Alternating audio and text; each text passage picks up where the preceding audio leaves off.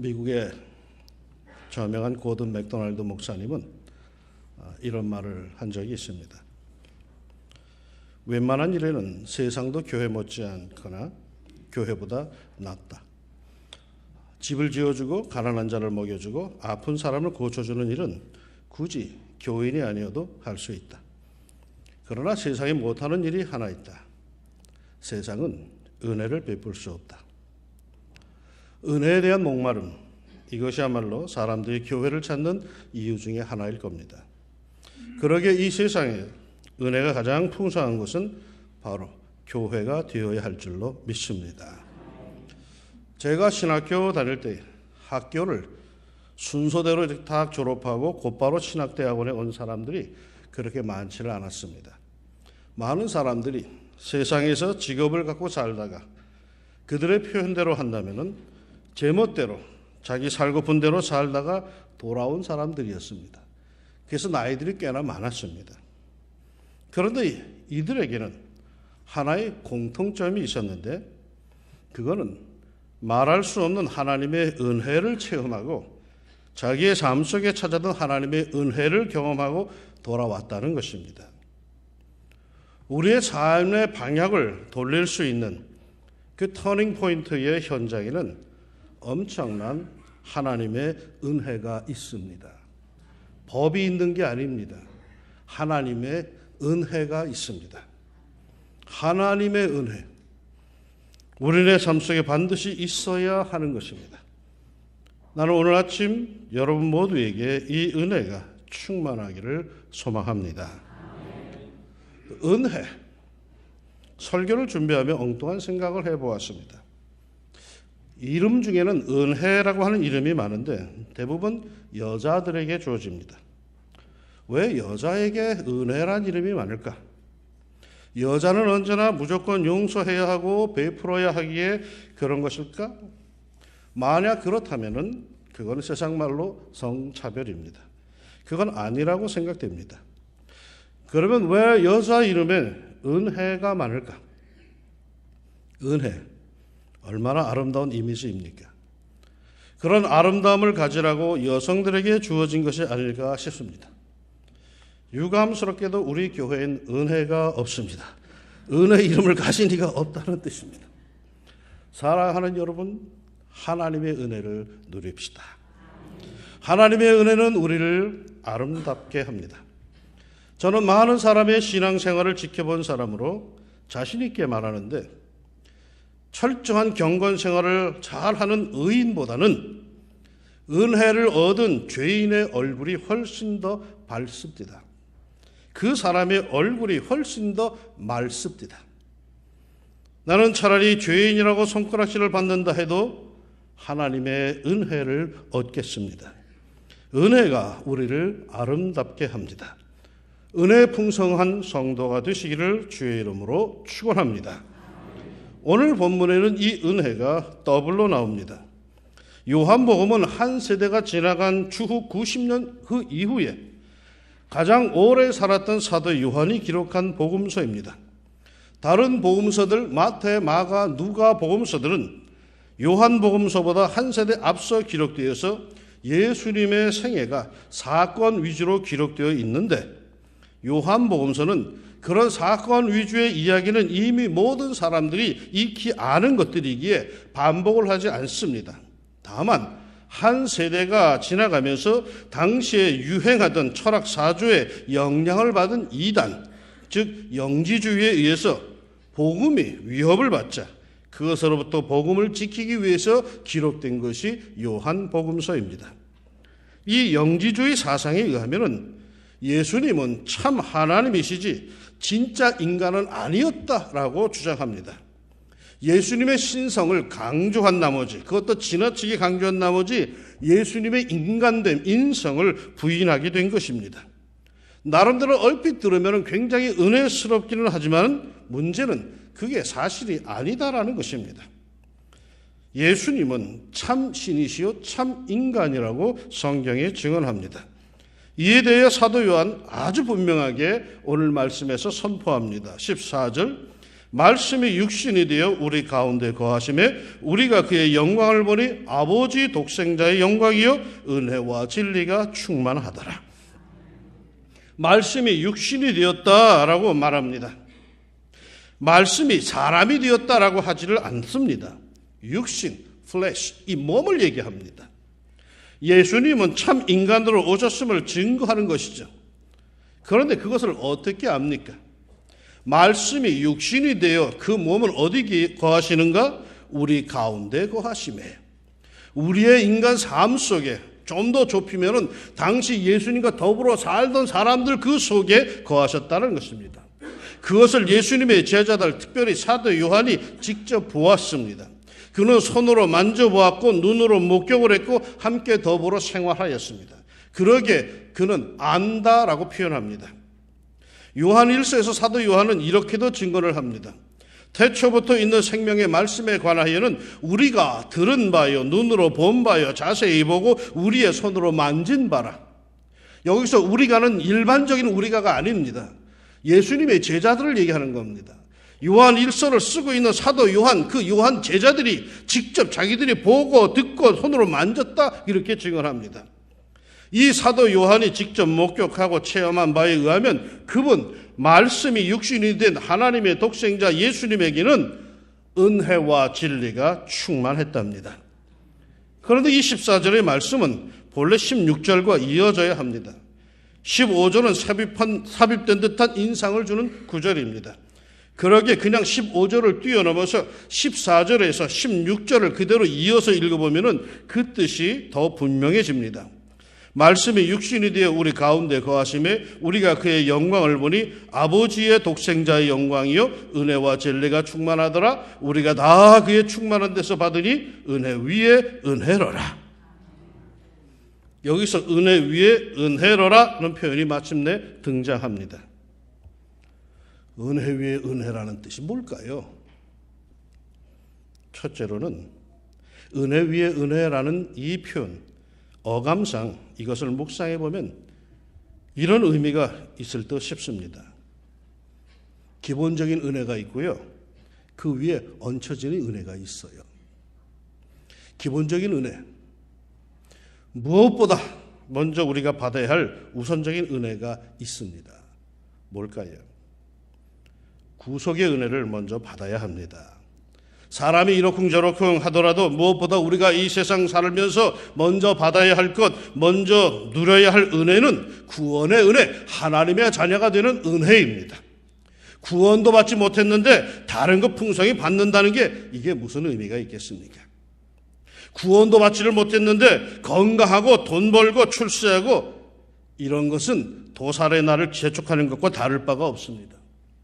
예수 믿고 구원을 얻은 다음에 필요한 것들인 겁니다. 무엇보다도 주 예수를 영접하고 구원을 얻는 은혜부터 누리시기를 축원합니다.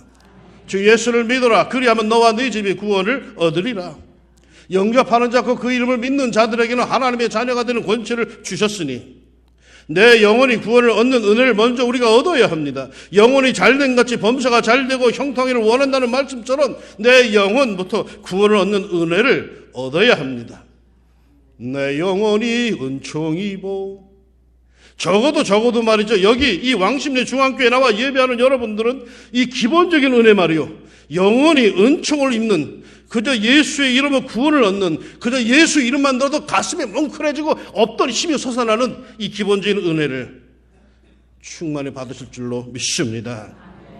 이 기본적인 은혜 위에 또 다른 은혜가 더 필요한 거예요. 곧 이 세상에서 내가 살아가는 동안에 필요한 모든 것들이 채워지는 은혜, 이른바 물질적인 은혜가 풍성해야 합니다. 건강해야 하고픈 사명들을 감당할 수 있습니다. 가정이 평안해야 신나게 살 수 있습니다. 사업도 그런 대로 잘 되어 나가야지 즐거이 주의 일도 할 수가 있는 겁니다. 에베소 6장 24절에 우리 주 예수 그리스도를 변함없이 사랑하는 모든 자에게 은혜가 있을지어다 합니다. 우리 주 예수를 변함없이 사랑하는 즉 기본적인 은혜가 충만한 사람에게 먹고 사는 물질의 은혜와 부가적인 은혜마저 충만하기를 바란다는 축복의 말씀입니다. 빌립보서 4장 19절에 보니까 나의 하나님이 그리스도 예수 안에서 영광 가운데 그 풍성한 대로 너희 모든 쓸 것을 채우시리라.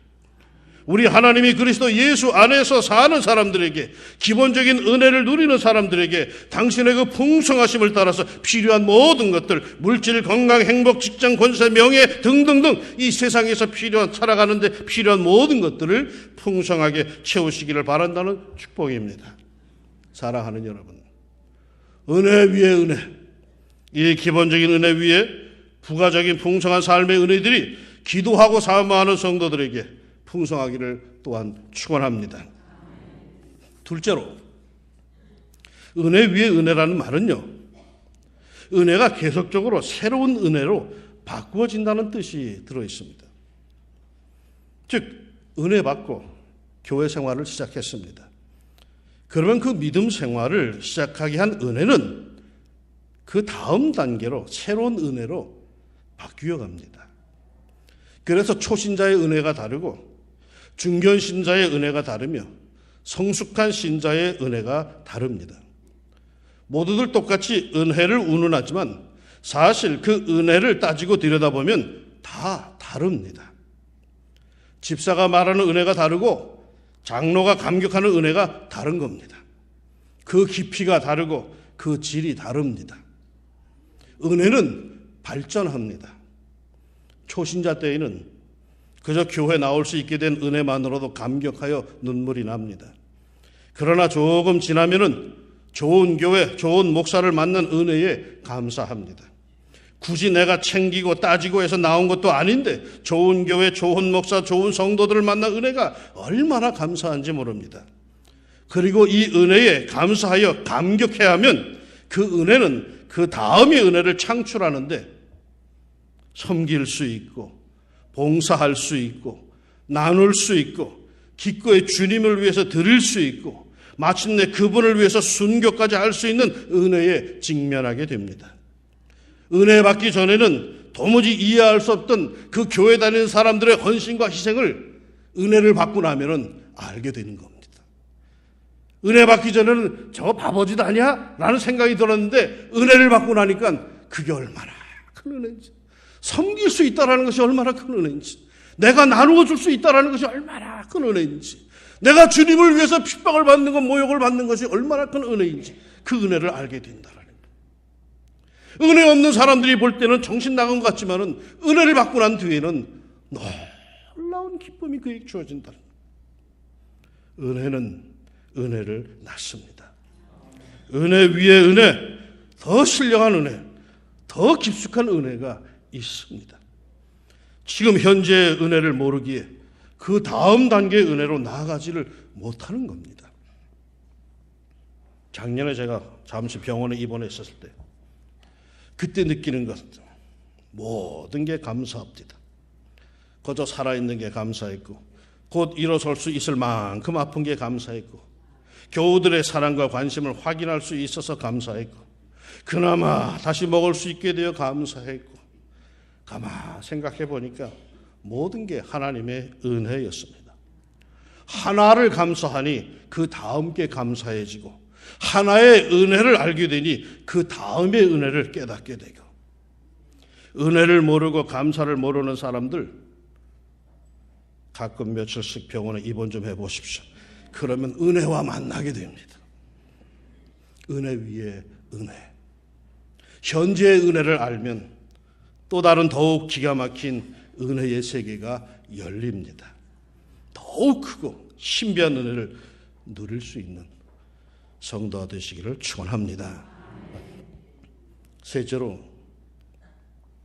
이 헬라어 원어 성경으로 오늘 본문 은혜 위에 은혜를 보면은 이 위에라고 하는 헬라어 단어가 안티라고 하는 단어입니다. 그 뜻은 뭐뭐뭐 대신이라고 하는 뜻입니다. 그러니까 원문상에 직역된 해석은 은혜 대신 은혜입니다. 은혜 위에 은혜란 다소 의역된 것입니다. 그렇다면 은혜 대신 은혜, 이게 무슨 의미일까요? 뭘 대신한다는 걸까요?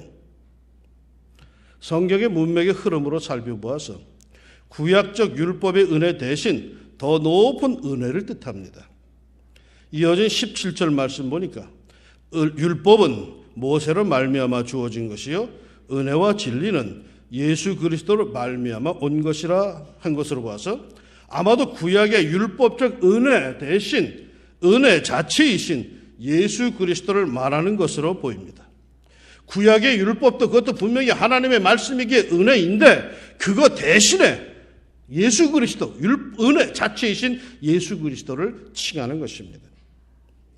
존 버년의 철로 역정이라고 하는 유명한 책에 보면은 기독도가 어느 방에 들어갔더니 먼지가 한자나 쌓여 있는데 한 소년이 그 방을 깨끗이 하겠다고 빗자루를 들고 와가 그걸 쓸어내고 법석을 떱니다. 그러자 먼지는 뽀얗게 방 안에 자욱하게 떴다가 잠시 후에는 도로 그대로 바닥에 다 가라앉았습니다. 이것이 무엇이냐 하고 물었더니 율법이라고 이렇게 안내자가 설명합니다. 이어서 그 옆에 있는 다른 방에 들어갔더니 역시 앞에 방처럼 먼지가 한자나 쌓여 있는데 이번에는 한 소녀가 나타나더니 방을 청소한다며 쓰는데 좀 다릅니다. 이 소녀는 먼저 물을 여기저기 다 뿌리고 나더니 그리고 깨끗이 그걸 씻어냅니다. 안내자는 이것을 은혜라고 이렇게 설명을 합니다. 우리네 삶을 깨끗이 하고 다시 시작할 수 있도록 하는 것은 구약적 은혜, 율법이 아닙니다. 무조건 턴다고 깨끗해지는 거 아닙니다. 무조건 책망한다고 변화되는 거 아닙니다. 법을 들이댄다고 그 사람이 결단하는 거 아닙니다. 그것은 은혜, 예수 그리스도의 풍성하신 그 은혜, 모든 것을 잠재우는 동시에 그대로 쓸어낼 수 있도록 하는 주님의 은혜, 스스로 감동받고 감격하여 회개하는 삶, 예수님을 영접했을 때 나타나는 그 은혜의 역사입니다. 복음서에 보면은 말이죠, 예수님은 그 어떠한 죄를 지으니라 할지라도 모두를 그대로 용납해 주십니다. 돌을 들고 칼을 들고 정의를 지키겠노라고 죄인들을 끌고 온 그 사람들을 향해서는 너희 중에 죄 없는 자가 먼저 하라 하시면서도 죄를 지은 그 현장범일지라도 예수님은 그들을 용서하시고 받아주십니다. 도저히 용서받지 못할 것이라고 끌려갔는데 예수님은 아무 말도 없으시고 그저 그를 받아주셨습니다. 죄인들에게 예수님은 은혜 그 자체였던 것이죠. 그런데 말이죠, 결과는 어떻습니까? 칼을 들고 몽둥이 들고 잘못한 걸 때려서 바로 잡겠다고 한 사람들의 역사는 그것을 끝나지만은, 그러나 예수님의 은혜에 접한 사람들은 스스로 변화되기 시작합니다. 그 은혜로 죄인들은 감격했고 스스로 모든 죄에서 돌이키며 회개하며 새로운 삶을 삽니다. 이게 은혜 위에 은혜입니다. 이게 구약의 율법은 흉내도 못 내는 용서함의 은혜입니다. 어떤 죄를 지으셨습니까? 어떤 양심의 가책으로 괴로워하십니까? 그대로 예수님께 나아가십시오. 그분에게는 은혜 대신 은혜, 곧 무한히 용서하시고 죄인을 용납해 주시는 엄청난 은혜가 있습니다. 예수님은 결코 죄인을 몰아내지 않으십니다. 예수님을 쫀쫀한 도덕 선생으로 여기지 마십시오. 예수님을 스스로 인색한 분으로 만들지도 마십시오. 그분은 실로 엄청나신 분이십니다. 보세요, 16절에 우리가 다 그의 충만한 데서 받으니 은혜 위에 은혜로라.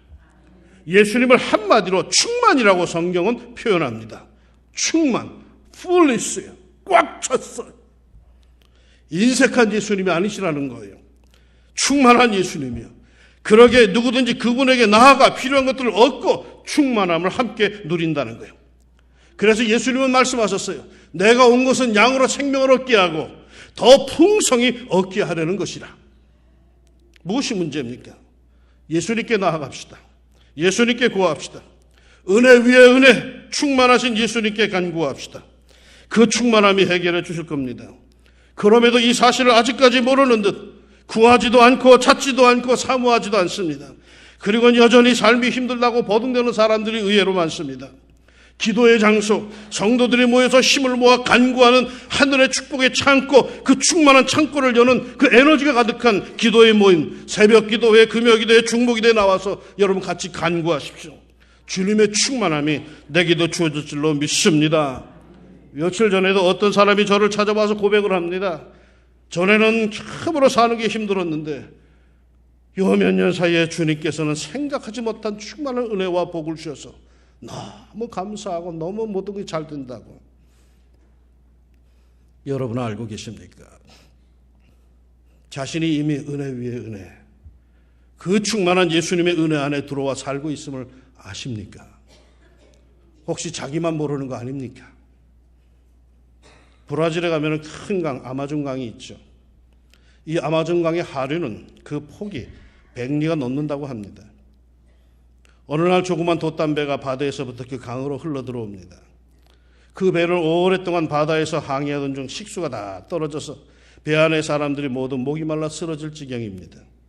그때 저쪽에서 다른 배 한 척이 다가오자 사람들은 틀림없이 항구에서 나오는 배였으므로 식수가 많을 것으로 보았습니다. 그래서 그 배 가까이 다가가서는 물을 부탁합니다. 우리 배의 선원들이 목말라 죽어가는데 물 50갤런만 파십시오. 그랬더니 그 뱃사람들이 웃으며 그러더랍니다. 양동이로 배 밑에 물을 퍼마시지 그러세요. 무슨 말입니까?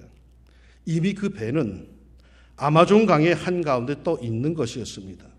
식수로 사용할 수 있는 강 가운데 있으면서 여전히 짠 바닷물 위에 있는 줄 알고 갈증에 허덕인 것입니다. 여러분 어디에 계십니까? 이미 여러분의 삶은 은혜 위에 은혜의 세계 안에 있습니다. 그분께, 그 충만하시고도 충만하신 예수님께 간구하기만 하십시오. 넘치도록 주실 겁니다. 예수님의 약속입니다. 너희에게 줄 것이니 곧 후이되어 누르고 흔들어 넘치도록 하여 너희에게 안겨주리라. 누구에게? 믿고 간구하는 사람에게 주시겠다는 거예요. 이 충만한 축복의 역사가 이루어지는 것이 바로 교회입니다. 사도 바울의 증언입니다. 교회는 그의 몸이니 만물 안에서 만물을 충만케 하시는 이의 충만함이니라. 교회는 그의 몸이니 예수님의 몸이야. 은혜 위에 은혜, 그 충만하신 예수님의 몸이야. 그분이 충만케 하시고 충만하게 하시는 것이 교회랍니다. 그러니 그 충만한 은혜의 예수님, 은혜 위에 은혜이신 예수님께서 계시는 교회, 그것이 얼마나 충만하겠습니까? 저를 보면 모르시겠습니까? 주의 정도 충만합니다. 우리 모두가 다 영육간의 충만함을 누릴 수 있는 권세가 있는 하나님의 자녀들입니다. 이 은혜를 누리시기를 축원합니다. 은혜 위에 은혜의 세계 안에 사는 여러분, 여러분은 행복한 사람들입니다. 이스라엘이여, 너는 행복자로다. 여호와의 구원을 너같이 얻은 백성이 누구냐?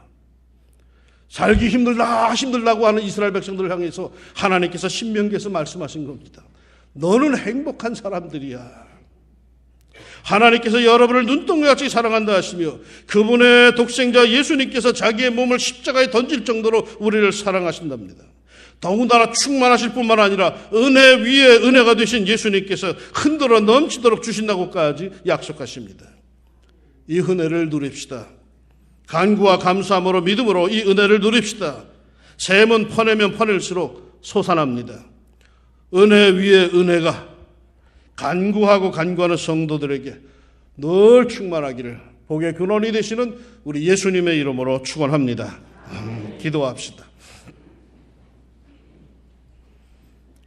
내 은혜가 내게 족하다고 주님 말씀하시는데 자꾸 우리는 힘들다고는 합니다. 하나님 나에게 준 은혜를 볼 수 있게 도와주십시오. 깨달을 수 있도록 영감을 허락하여 주옵소서.